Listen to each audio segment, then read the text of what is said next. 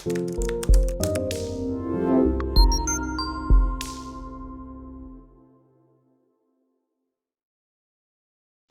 we go from the components to the storage side, remember I told you every artifact is being used for something specific.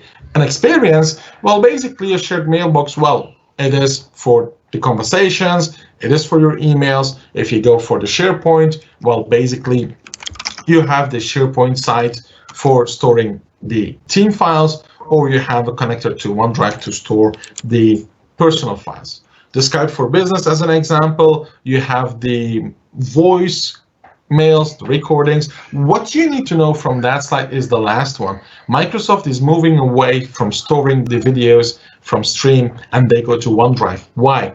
Because they couldn't basically have all of those experiences just storing, such as sharing, such as the APIs in Stream. So basically they said like, okay, at least 75% of those videos in Teams are Teams recordings. So what they did is just move from Stream to OneDrive so they could benefit from the store options, from the share options, from the APIs. So basically what you need to know is that the videos will be soon away from Stream and come to OneDrive. Sharing a lot easier as well, I can tell you that. Yes, and this was one of the biggest needs, right? Because people couldn't basically share a video outside of their tenant, and with OneDrive now, it's going to be so easier.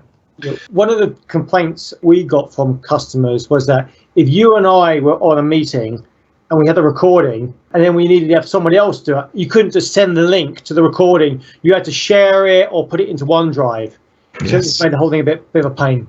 Yeah, so I'm really glad that Microsoft listened to the feedback that partners and customers gave. And finally, it will be moved to OneDrive so we can have all of those experiences in one single screen. This is one of those slides that you can also print so you know where the files are stored.